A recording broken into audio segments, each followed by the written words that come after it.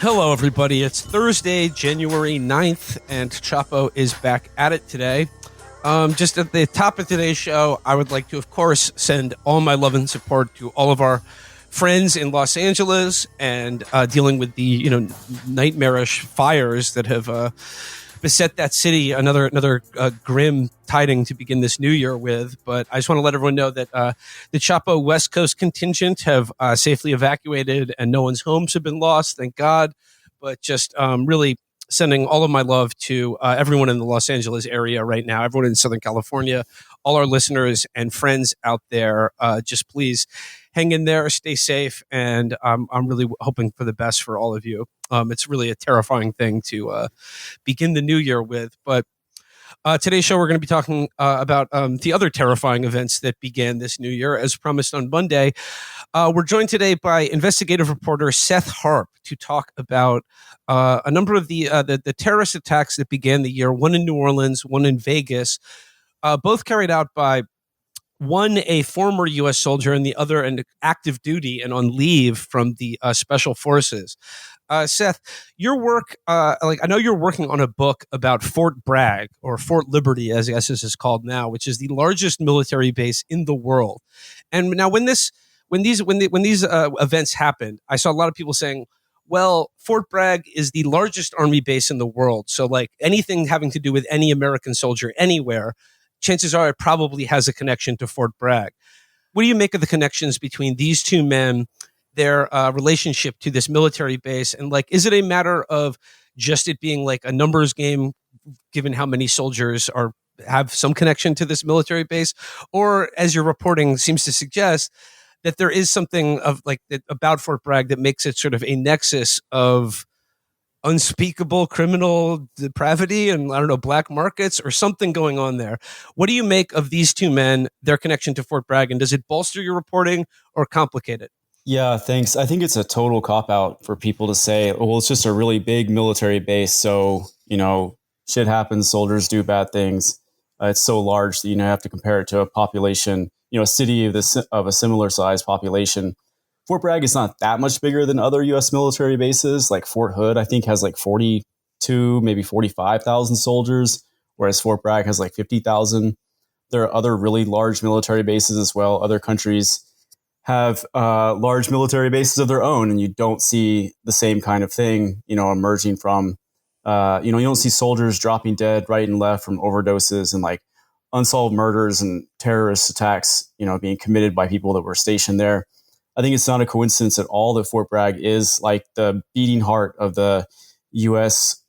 Global Special Operations Complex. I mean, it's the headquarters of JSOC. It's the headquarters of the Army Special Forces, which is the largest component of U.S. Special Operations, and even units like the regular conventional Army guy, the support guy, Shamsud Jabbar. He served in the 82nd Airborne, which I know he was like an IT guy and an HR guy, but the 82nd Airborne is a very elite force of its own. It's like kind of the one that always gets deployed, whether it's to Ukraine most recently or to Afghanistan before that. And, Livelsberger's time there was because he was not only a Green Beret, but he was an instructor. In fact, he was a guy who like taught other Green Berets and like possibly led the Q course, which is where they earn their special forces tabs. So I don't think you can just evade the matter that easily. Something I've been kind of interested in, just in light of your reporting and everything we've seen with Fort Bragg, is I don't know if you recall this story from like, I think it was sort of late Obama era. I don't remember exactly, but it was a story about this Navy SEAL who was convicted of murder because he and a few other SEALs were running like a drug trafficking operation. They were under the aegis of AFRICOM. I forgot what nation they were stationed in. Mali. And yeah. And the Green Beret guy that was with them kind of figured out what was happening, and he wanted to report them. And the SEAL, did like a rear naked choke, a blood choke on him until he died. And at the time, I remember people were saying that there's like a cultural difference between SEALs and like Army Special Forces, that like SEALs are more likely to engage in like either petty or not so petty larceny and like do weird shit and generally have like a more criminal element. And Army Special Forces are more Boy Scoutish. How true is that perception? And was it true at some time? And like, has it changed? Because the stuff we're seeing at Bragg seems to both fly in the face of that, but also it is not that there's ever been like criminal conduct in the U.S. Army, but of this type and at this scale, so repeatedly is kind of this type of crime is kind of unprecedented with so many Green Berets. Yeah, I don't think there's any truth to that distinction at all, although there are differences. The Navy SEALs just kind of do dumber shit and get caught, whereas Army guys are not only smarter about it or do more consequential things, but the Army itself is better at keeping the wraps under things or keeping things under wraps. And, I kind of sometimes think that the Navy SEALs are like the sacrificial black sheep of the special ops community because of the way they're always getting hung out to dry. But, they do tend to do like really, really, dumber stuff. Like there was that incident in Iraq where a Navy SEAL bit like a female soldier in the face. There's like the Eddie Gallagher stuff was obviously really dumb, like taking pictures of a dead ISIS fighter, using that as like your re-enlistment ceremony. There's a million different examples. The case that you mentioned in Mali, the victim was Logan Melgar. He was a Green Beret from Fort Bragg. And I think it's really kind of, in this case, he would illustrate your point. I think he's kind of an exception because he was a guy who didn't drink, didn't do drugs. He was a real straight arrow. And that's why he was kind of like basically snitching on the other guys that were in the AFRICOM's task force. In Mali, it was not only stealing money, I think they were also bringing prostitutes back to the barracks. And their plan to get revenge on him was just a classic example of what I'm talking about, because they didn't just break into his bunk and choke him out. Their plan, they had a little name for it among themselves. It was called Operation Toss Salad. And what they hired this Malian security guard named Big Man and had him completely naked except for a dog collar and a chain. And they were going to use this guy. So they broke into the barracks and were going to choke Melgar out and put duct tape around his mouth and then have this Malian security guard perform analingus on him on camera in order to use this video as some kind of sadistic, like, like sexual humiliation or possibly blackmail. That was their plan, at least. Melgar died. I think it was probably an accident. I don't think they meant to kill him. But interestingly, something that's never been reported in that case, it was one of the rare instances because two of the guys who did it were JSOC. So all the people that we're talking about so far, including the January 1st attackers, those are all tier 2 guys.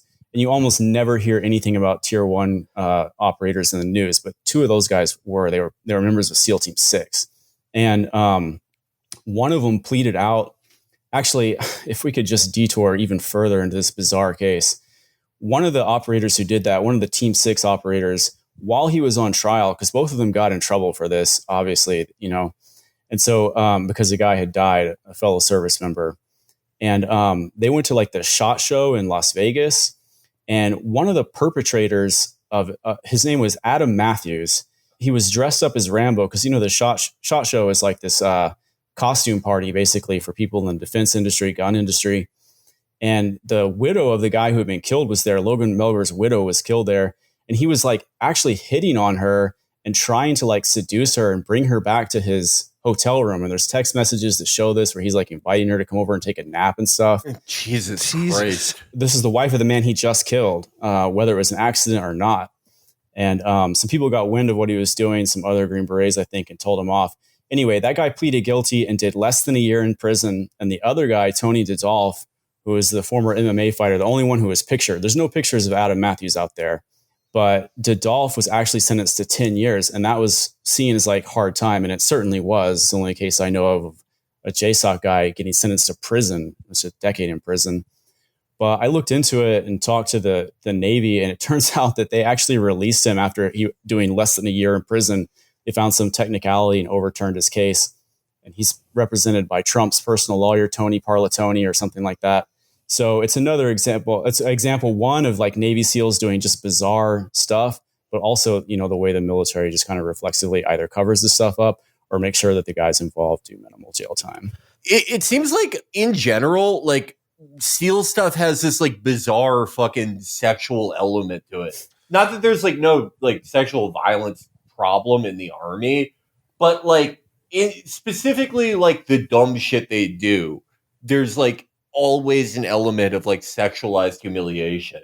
I'm still struck on having big men eat my asshole out and be like, that's humiliating for me? That sounds like a favor.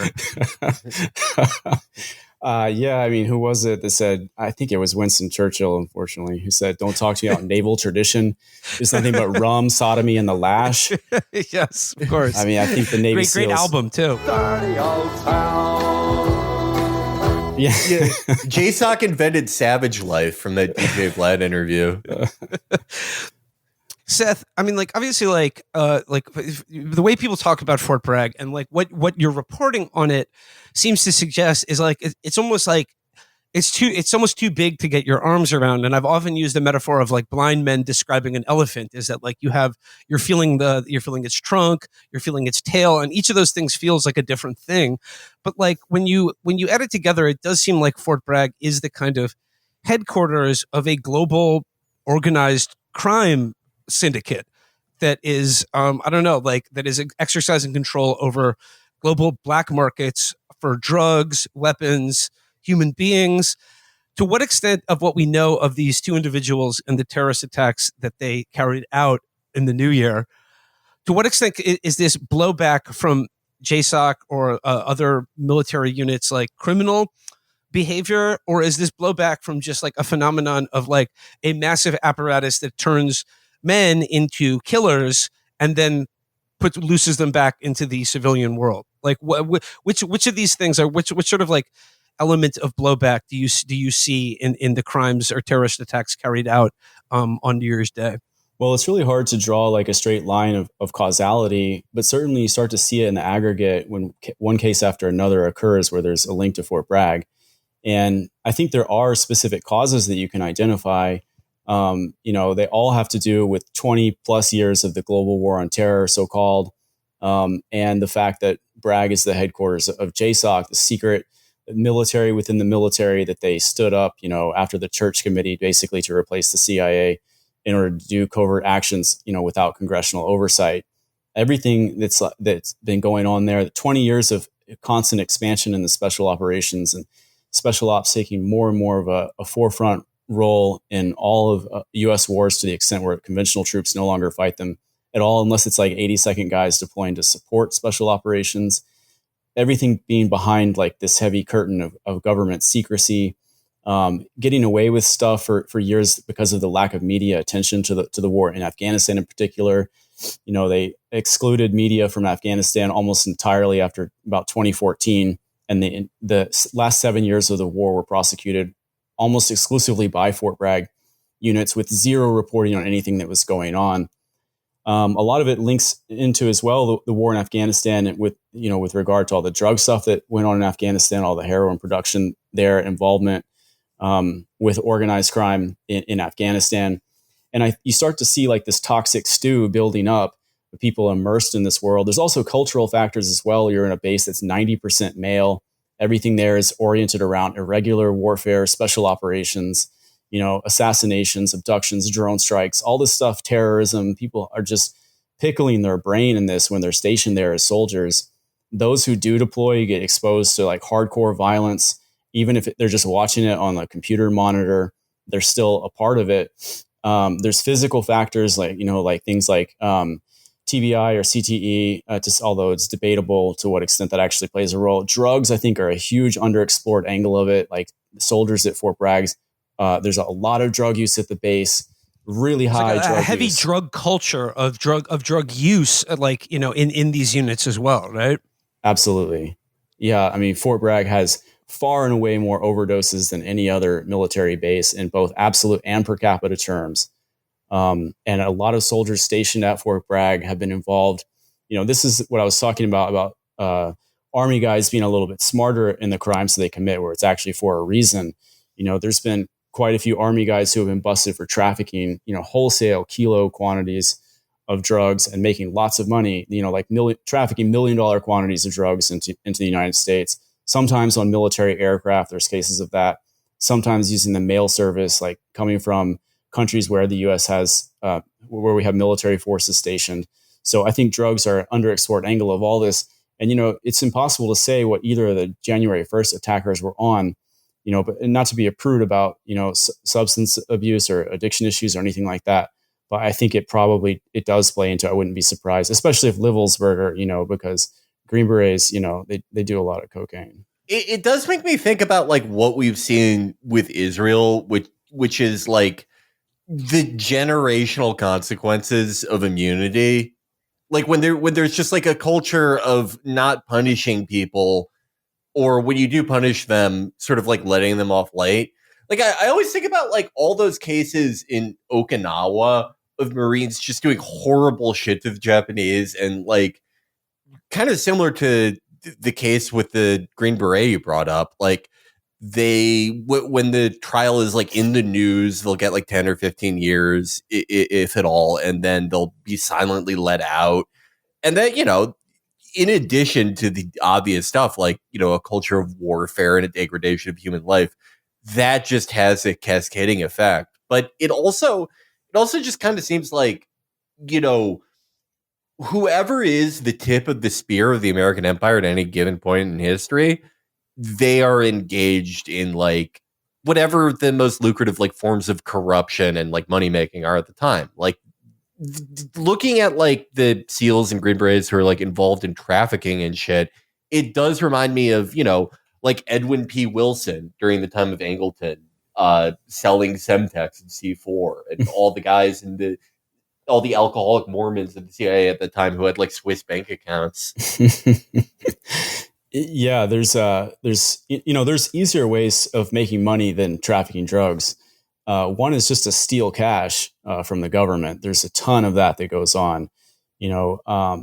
There's cases that you can read about Green Berets coming home with hundreds of thousands of dollars because they're given it's op fund or counterterrorism cash, what have you. The U.S. just airlifts pallets of cash directly from the Federal Reserve to foreign war zones to be used. Yeah, I remember during Iraq, it was $9 billion in cash was shipped out of the New York Federal Reserve to Baghdad. And then it was like, as soon as it hit the ground, it was like, whoosh, gone. Like, no one knows what happened to it. No one knows it. And just like, think how much $9 billion in cash weighs. That's like several hundred tons of paper. I think it was 363 tons of cash in the case that you're talking about, with zero accountability around it. Yeah, I mean, cash is king. If you talk to like military wives in Fayetteville, which is the town that surrounds Fort Bragg, they all have these stories about guys coming home with cash, untaping cash from their bodies when they smuggle it home. Guys that have, just open bank accounts out of nowhere, open LLC, create LLCs and like start owning stuff right after deployment. There's a lot of it's like rumors essentially, but they all have this sort of stories. It's just kind of a thing that goes on that no one really talks about, which is, Green Berets stealing cash from the government. I think if there's one form of organized crime or one form of crime that takes place, most at Bragg is just that, as simple as it is. And then the gun trafficking thing, explosives, those cases, there's a lot of them around Fort Bragg as well. The AP did a great investigation of all the guns that the military has lost and how little accountability there is for that as well. You brought up cocaine use, and I have to say I had the exact same thought when I was like trying to figure out the Livelsberger attack, because it seemed to me like when I read the manifesto where it seemed to be like, we should support Donald Trump, and I'm going to do that by blowing up a Tesla Cybertruck that I rented in front of his casino. But that's after I originally wanted to blow it up on the Sky Bridge over the Grand Canyon. That just struck me as like the most coke-headed terrorist attack I could possibly imagine. But like before I get to that, I want to talk about the one in New Orleans by Shamsuddin Jabbar, who was an American-born convert to Islam. But like this, well, first of all, it was the deadliest one. 15 people were killed driving him when he drove a pickup truck into a crowd of people on Bourbon Street. But like this to me seems the most legible, at least in terms of like understanding its motivations. Because like as soon as I found out this guy was divorced 3 times and just off his 3rd one after recently converting to Islam, and like it just seemed to me like he was a very angry, depressed guy. And then I read that he had fantasized about having his family there so that he could show them like him punishing the disbelievers. What do you make of the New Orleans attack and the military career of the man who perpetrated it?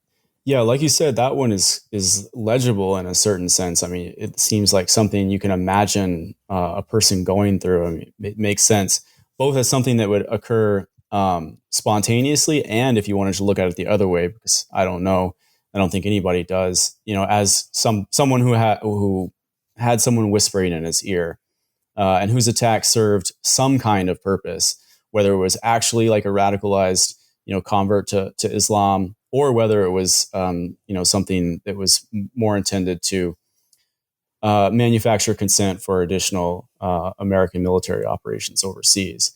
As for his military career, he was a support guy in the 82nd. He's a conventional army. Other than the fact that he was attached to the 82nd, he's really not part of the world that I was kind of discussing before. But to the extent, he was stationed at Fort Bragg, a lot of it does bleed over into that conventional army world. The 82nd is kind of like a farm team for the special forces. So a lot of the guys in support units, especially in PSYOP support units, the mentality kind of bleeds over, and they also do weird shit, weird criminal stuff, and I would count them into the general phenomenon that we're talking about Fort Bragg just being like this toxic murder swamp of guys who have had their brains destroyed by too many deployments.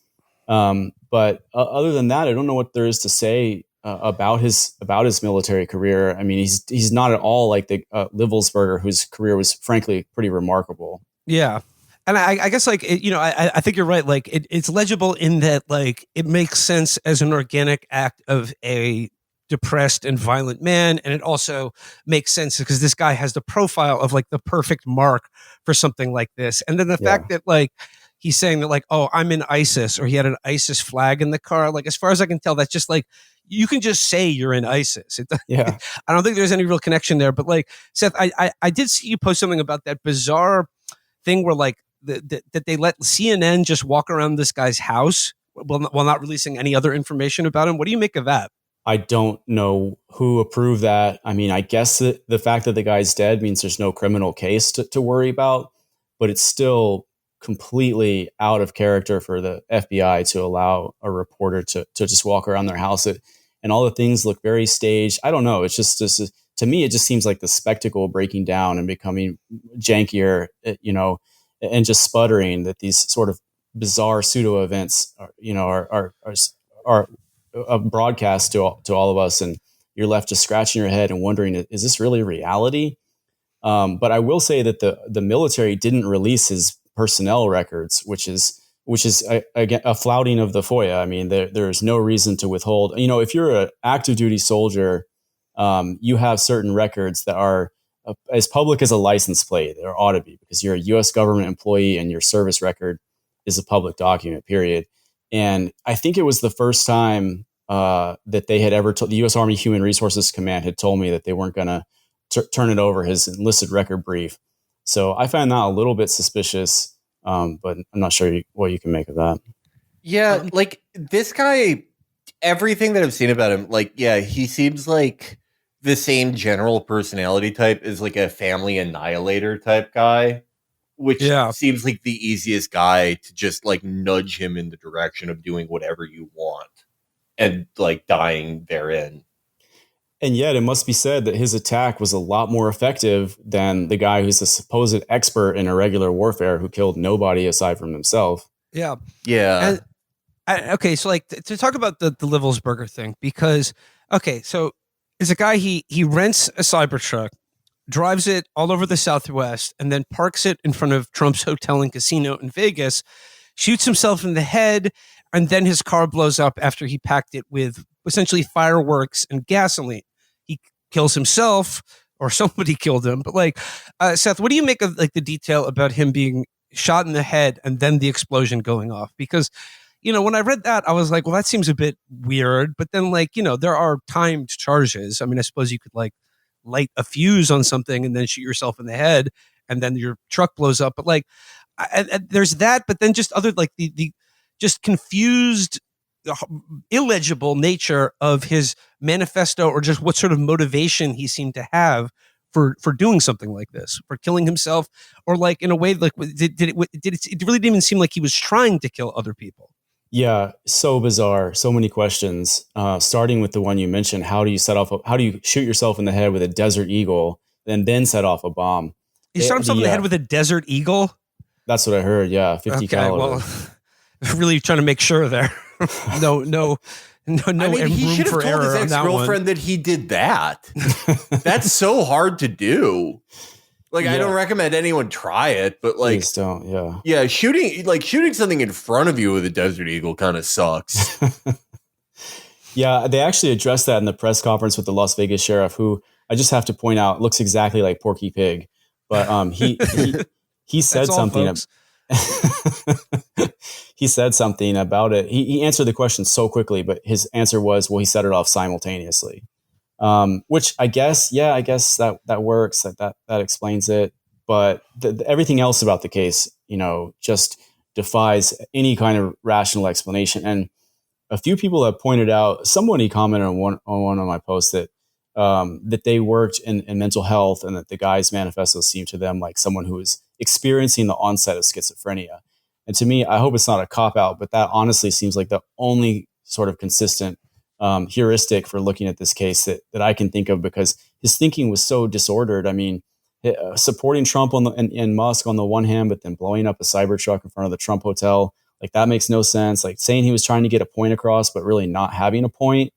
Yeah, I mean, it's described as a manifesto, but there's really like, as far as traditional manifestos go, it doesn't really seem like there's an ask or an accusation there, save for the allegations of war crimes that he oversaw in Afghanistan, which I think is a really interesting like thread to include in a manifesto that also contains allegations of, quote, gravitic propulsion systems and sort of drone warfare, that China and the US are engaging in this kind of like covert Cold War in which they are utilizing like technology beyond what is currently known. Yeah, I checked out that gravitic propulsion claim with someone who has worked at DARPA and who works as a fighter pilot trainer for the Air Force, who just laughed at it, said it was totally ridiculous, that there's no such thing, and also talked a bit about how the government really doesn't develop cutting edge aerospace technology in secret, that's actually kind of usually done like out in the open by academics and professional engineers who are more capable. I don't think there's any reason to believe any of that stuff about, Chinese UFOs parked right over the White House. Well, yeah, but it had such like, I mean, it's compelling because it has a news hook to like the New Jersey drones or the Chinese weather balloon. Like it just like, it's a compelling narrative that I think people attach to, but I think that's interesting that like, that's the compelling narrative and not the rather more credible allegations that he made about the war crimes that he covered up in Afghanistan. What can you tell us about those allegations? Those 100% checked out. I mean, he provided dates. He even talked about the number of, he said he was the targeter. When you talk about, guys suffering from moral injury and PTSD, there's a lot of guys who are never exposed to combat, but they're targeters and they're pointing the finger and saying, okay, all these people are going to die. And he said that he had targeted 100 of those buildings. 65 of them were struck. Cross-reference that to a lot of reports. The UN had a report accusing the U.S. of war crimes because, and I think this is something that the mainstream media wouldn't want to open a door to discussion of, because those targets that they struck were not Taliban formations. They were drug labs or alleged drug labs. And you cannot strike a drug lab under international humanitarian law or under U.S. law of war, with bombs. You can't bomb people that are in the drug business just because it's illegal to make drugs. Like that, those are not enemy combatants. And the reason why that was allowed to take place was because of the loosening of restrictions on special operations forces that Trump did when he came into office the first time. I mean, there's some part of Trump's coalition that thinks he's like this isolationist or he's like anti-neocon.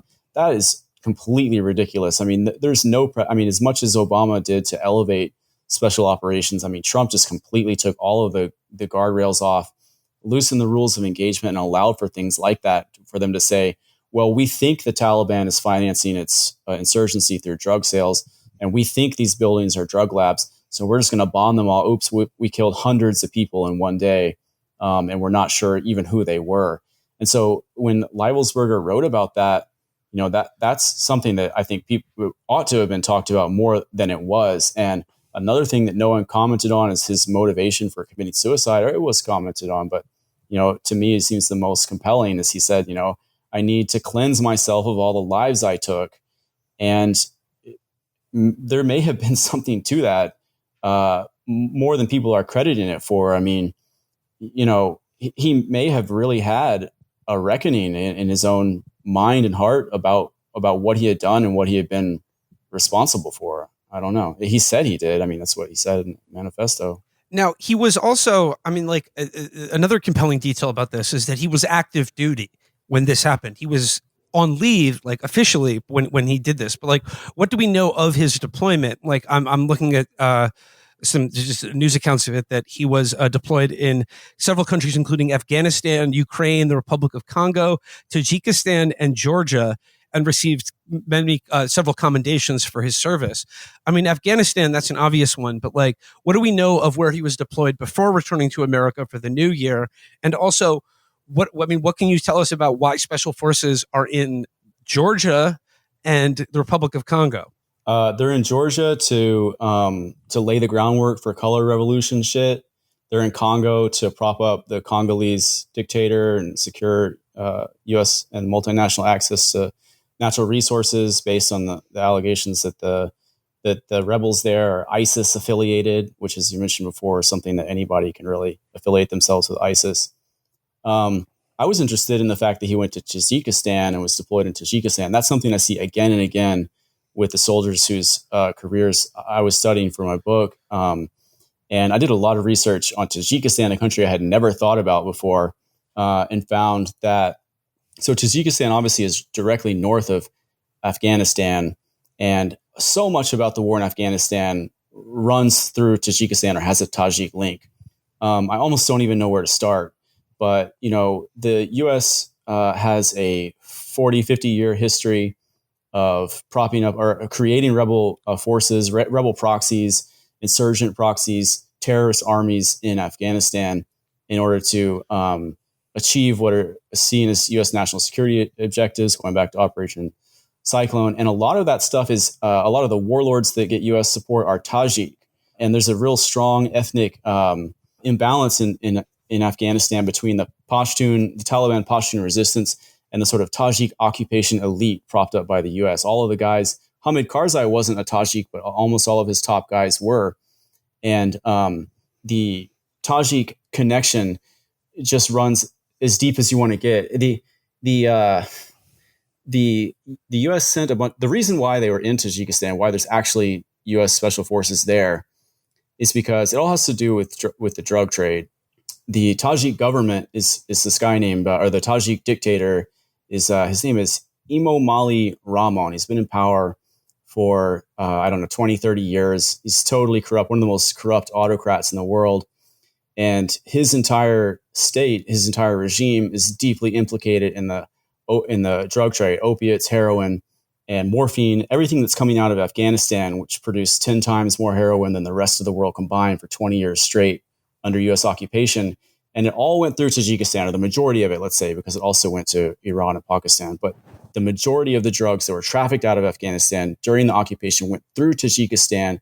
And we can safely bet that the majority of that was smuggled over the incredibly mountainous terrain that's there into Kyrgyzstan, ultimately bound for Russia, ultimately bound for like the Caspian Sea railheads in the far east of Russia. It all went through Tajikistan. And the U.S., in fact, created a lot of the infrastructure that was used for that traffic. It was something called the Northern Distribution Network, which was, the stated intention behind it was to secure U.S. supply lines into Tajikistan and not have to depend on Pakistan. But for that purpose, they built bridges that cross over from northern Afghanistan to Tajikistan, where before there had been none. Built highways in Tajikistan where there hadn't been any, and created like customs houses, police stations, army bases. It was all created by the U.S. and then it was put into the service of trafficking drugs at a truly unprecedented scale.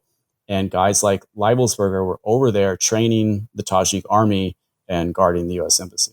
Also, another Tajikistan news peg that's kind of interesting. A lot of guys in HTS or affiliated militias in Syria were Tajik. They were very well represented in sort of like Gulf and quietly U.S. backed groups in that country.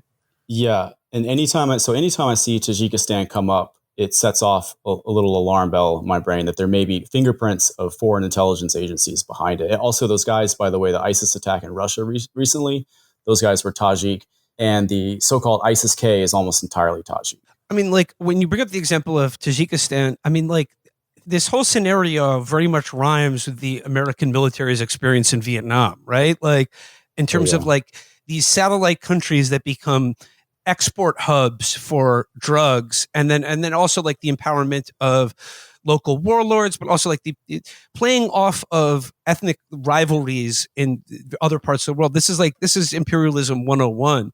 But when you say like, so they're literally creating highways and bridges that go from Afghanistan into Tajikistan to facilitate drug trafficking. I mean, like, I don't know, maybe for our listeners, this is just sort of, you can fill in the gaps in your head here, but like, I think for most people, when they think like, well, obviously the U.S. military doesn't traffic drugs. Drugs are illegal. Like, we have a military to stop things like heroin from getting into the country. But like, as simply as you can lay it out, like, what is the obvious motivation here for the U.S. military's involvement in international drug trafficking? The thing you said about Vietnam, I think, is very much on point. You could say that Tajikistan is the new Laos, except on a much larger scale than ever before. To answer the question, you know, I'm not one of those people that thinks that the U.S. military as an institution is involved in physically or directly trafficking drugs. I really don't think it works that way. But there is a pattern that can be observed that's coherent, which is that when the U.S. invades a country and tries to either overthrow the existing regime or set up a new one or take sides in a civil war, well, who are the people that are capable and willing of working with the United States or with a foreign occupier, a foreign power that's coming in guns blazing? Well, a lot of times it's the criminal element in that country or the organized criminal element. And so you see time and again that the CIA and in later years or later eras that JSOC teams up with people that are deeply involved in the drug trade and that use their alliance with the United States and the money and the guns that they get to traffic drugs, which the U.S. just turns a blind eye to because they just don't care. I mean, I think the worst thing you can say, I think the most damning thing that you can say about the security establishment is that they just don't care what the drug, the drug production that they stimulate. They don't care what the effects are, and that was particularly, I think, callous and condemnable with respect to the war in Afghanistan, because Afghanistan absolutely flooded the world market in heroin, and that had a huge impact in the quality of people's lives all over the world, including in the United States, where the predictable effects of having really cheap, potent heroin available on the streets for less than the price of prescription drugs. People act like it's this incredibly fantastical accusation, but like, I mean, just the general idea of the U.S. military working with organized crime elements in countries they're operating in, that is an acknowledged part of history of World War II. Lucky Luciano. Whether you think that's like, a bad thing or not, I mean, I don't. It's, we have the game Mafia 2 because of it. But,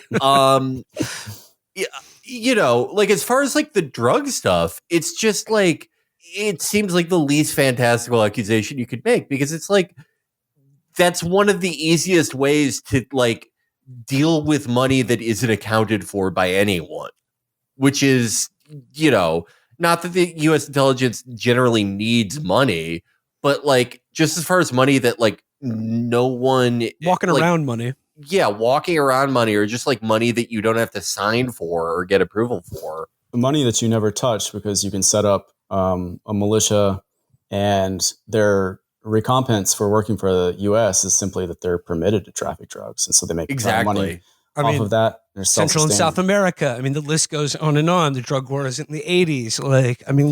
The pattern here is oft repeated.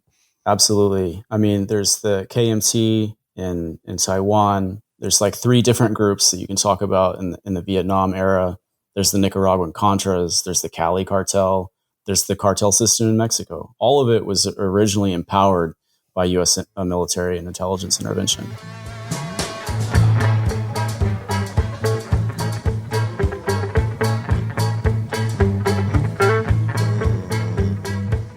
Now, Seth, another thing that I was fascinated by in terms of Leibelsberger and his manifesto is that the manifesto was shared via the podcast of a guy named Sean Ryan and his friend Samuel Shoegate.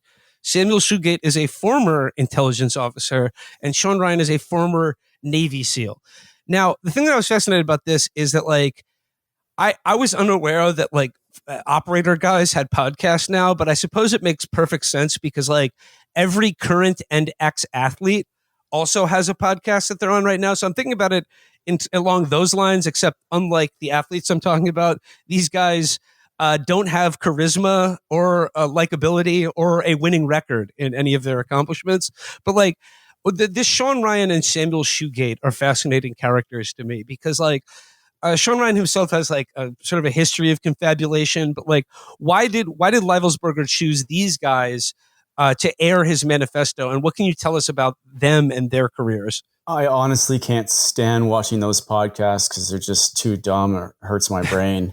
So well, I mean, like before they premiered the manifesto, which is like, you know, you think of national importance, they took a break to do an ad read for the Peter Thiel backed Safe phone. And they were like, you're definitely going to want to get all your stuff on this. It's encrypted messaging. Yeah. Yeah, can't wait to buy one of those to talk about all my crimes on. Yeah. Only Peter Thiel will know about it, not the government. Oh, God. I watched a little bit of it, just enough to understand, you know, what they were basically about.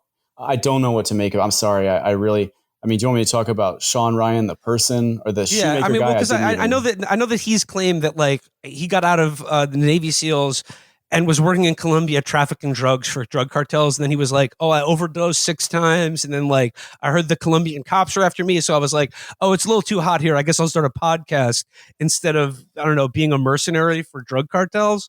Yeah, I mean, I spent the last 2 years investigating drug trafficking conspiracies in special operations. So when I saw that, he actually saw it on this weird website, this weird like religious website, God Report, and so straight from the big man himself. Yeah.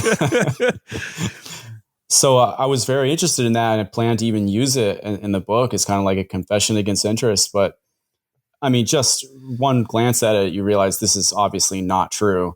Although Navy SEALs do love to confess to crimes on live television. So that wasn't totally out of character.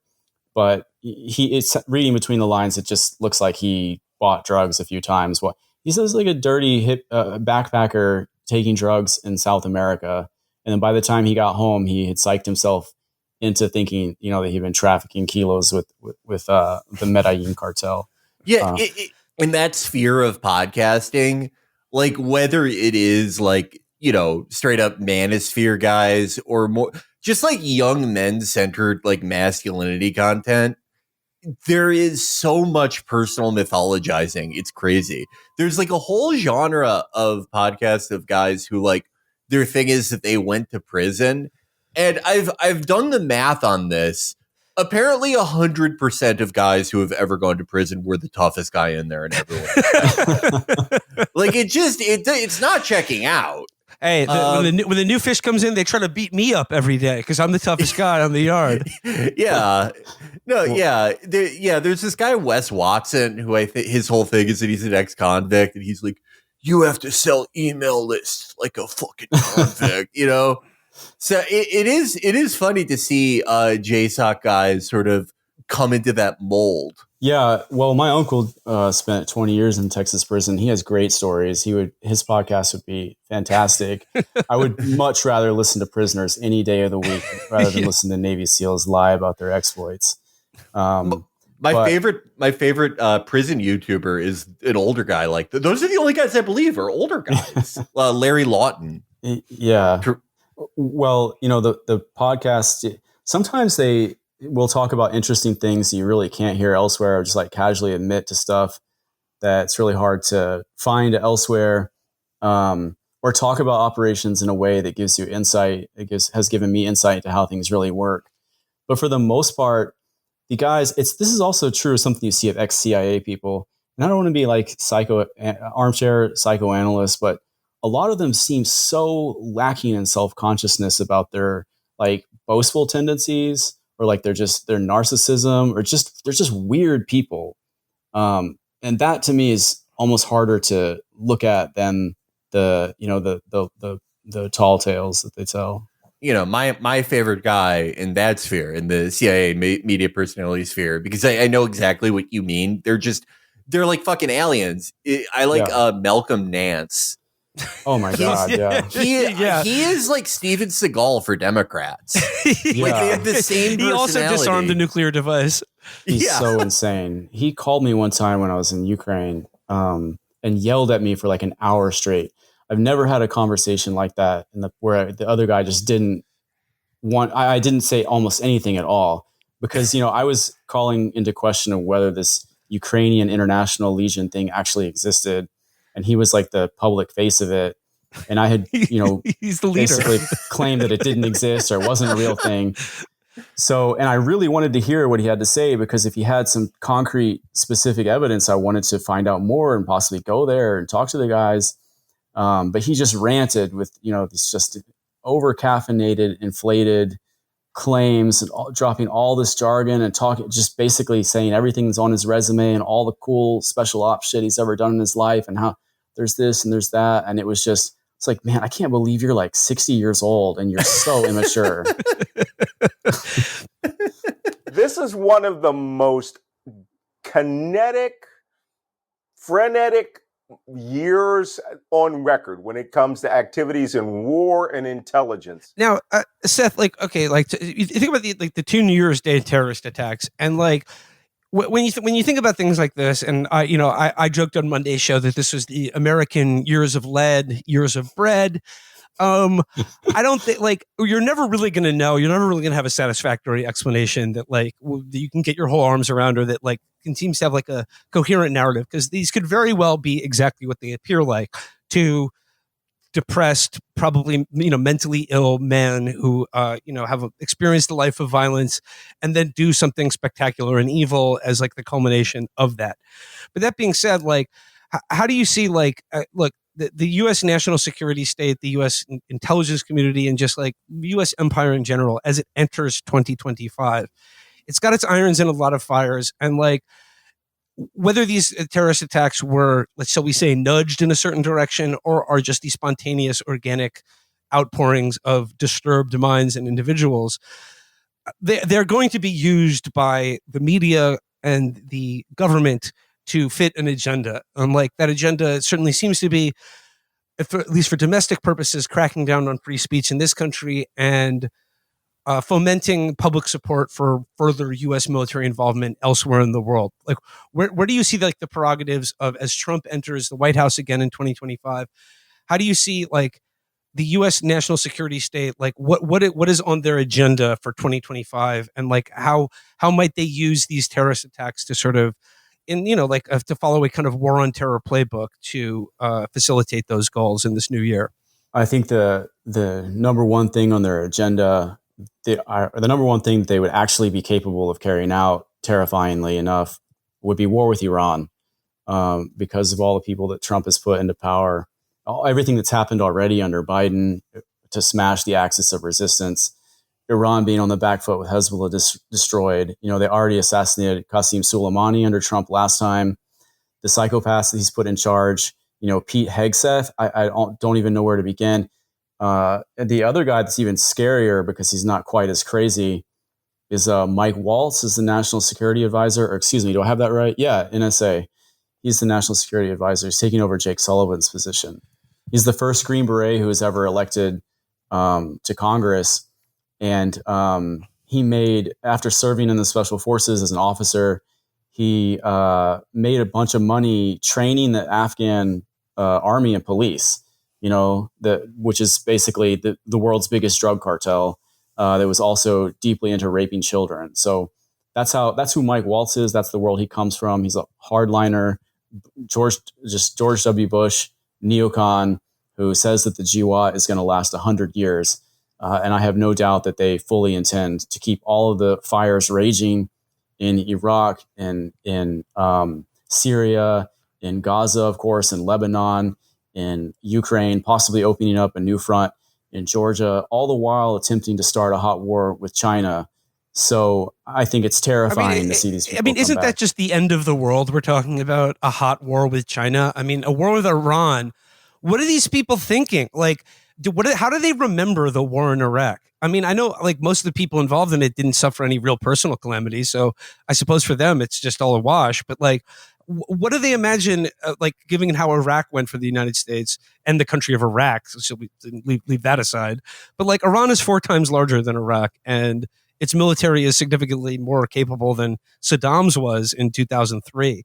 I just like, what is the mentality of these people? What do they hope to achieve from this? And like, I mean, do they honestly believe it'll be easy, or do they just not care?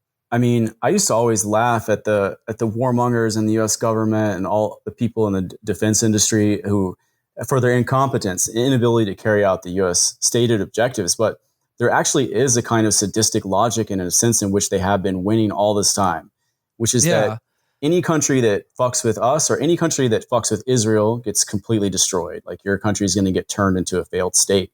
And they have been very successful in doing that. I mean, Libya too, I forgot to mention, crushing, turning Libya into a failed state, killing Gaddafi. All of that has come to pass. And Israel, I'm sorry to say, is at the apex of its strength right now, even though it looks like it's a society that's falling apart. Like, militarily, they've prevailed, and the rest of the Middle East is totally in flames. Yemen alone has stood tall. So I'm really worried to see about what's going to happen. As bad as it's been under Biden, I think it could get even worse under Trump. I mean, like, you say, like, it's easy to laugh at them for their like manifest, at least in Iraq and Afghanistan, their manifest failure to achieve their stated goals. But then you always have to wonder, like, what are the unstated goals here? Yeah. And it's just like, it's terrifying. Like, what do they like? So if they in their minds, if they can overthrow the Iranian government, if they can do regime change in Iran, like, isn't this the crown jewel that they've been hoping for since 9/11? Basically, like that this will be like all like that any opposition to U.S. military hegemony in the Middle East will be removed entirely, and then like what will we be left with, like in their eyes? I mean, they don't even have to do a regime change in Iran. They can just do airstrikes all over the place, and stand up proxy forces there, maybe just to cause a civil war, just to cause the economy to collapse, just to create misery. I mean, it wouldn't be that much of a stretch. It would be just one more country where we have to see daily images of like people screaming and burning rubble. Add that to the list of countries where we already have to see that every single day, from Lebanon to Gaza to Syria to Ukraine. I mean, they could just easily add Georgia and Iran to the list. And this is just all fodder at the altar of just this idea of like a Pax Americana, like global hegemony, that like once we take care of everything in Central Asia and the Middle East, then it's on to China as our like number one possible adversary. Well, I think that's like, as things degenerate, and it is funny that we talked about like the self-mythologizing of podcast guys, but that is kind of everyone now. At this completely degenerated point, everyone is self-mythologizing to the point that, like, I can't even really fully say that they're cynical anymore. Joe Biden and Anthony Blinken really believed that they were, going to restore order to the world somehow. I think a lot of the Trump people, at least like Pete Hegseth, do believe that, like, if they take fucking pronouns out of the military, we will speed run an Iranian occupation. But as far as like the unstated goals of the less jughootery types, I think that like besides like a knocking down all the dominoes in the Middle East and trying to do the same thing in the Pacific, their unstated goal that you can see, especially in the last 10 years, is just a completely fractured, chaotic world wherever there are U.S. interests. That's it. A balkanization of everywhere possible seems to be the goal. Because when, everyone is divided into tiny ethnic enclaves and emirates that are the size of neighborhoods, like has happened with Syria, it becomes incredibly easy to do all of this shit that you want to do. Everyone can be bought for an incredibly cheap price. You can destabilize anyone you want. You have an endless supply of proxy soldiers. It is the most fertile operating ground for the American empire. A completely disunified, chaotic world where everyone is at each other's throats for very little resources. Well, I hope nothing bad ever happens to this country as a result of that. I mean, I want the chaos to happen elsewhere in the world. I hope nothing bad ever happens here. We're protected by two oceans. Europe doesn't have that luxury, and you see what's happened to them over the past decade or so. Felix, I completely share your view of how things could play out. I think that there's a logic, but not necessarily a goal, if that makes sense. There are some people. There are some people like Brett McGurk, where you could think okay, this guy just sold his soul to Satan and is playing this long chess game. But with the rest of them, it's more like a self-perpetuating system, a sort of algorithm where whoever promotes war rises in the system, because it's the feedback loop of money going through the defense industry. Washing half of our budget through the military industrial complex and having that go back to buy politicians who they count on to start more wars and generate more hyper profits in an era, when the long-term rate of return on capital is falling. That's one of the ways. So that is the main way to make money in the United States is through war. And so as long as you're able to start new wars, it's basically a new market to sell weapons to without setting off a nuclear war, then you're going to rise in that system, no matter how dumb and incompetent, you seem to regular, logical, normal, sane people. I'm reminded of like during the first and second rounds of sanctions against Russia during the start of the Ukraine war, when, you heard people go, well, the Russian economy is incredibly flimsy. They're like a petrostate, and they're only, they only export weapon systems. And I thought, God, who does that remind me of? Well, we're not even a petrostate. We don't even have oil. Yeah. It's just when the only thing that we make is Blue Chew and fucking missiles, this is the world you get. And Cybertrucks. Yeah. God. At least you can feel like Halo. You'll make a girl a promise if you know you can't keep it. I think we should. We'll leave it there for today. Seth, thank you so much for joining us, and please come back when your book on Fort Bragg comes out. We'd love to have you back to talk a little bit more in depth on the history of that military base and its consequences for the world. Definitely, great to be with you guys. We will be putting a GoFundMe link to build a hydrogen bomb for Iran in the show description. Hopefully GoFundMe lets me keep that up. Yeah, at least getting some man pads. Yeah. All right. That does it for us today. And once again, to everyone in Los Angeles, please stay safe. We are thinking of you, and we're thinking of you, and just please keep holding it down. We love LA. We love everyone in LA. And I really sincerely hope the worst of these fires seems to be turning a corner today. So best of luck to all of you. Please stay safe. We love you. As Randy Newman says, I love LA. Till next time, everybody. Bye-bye. Bye-bye.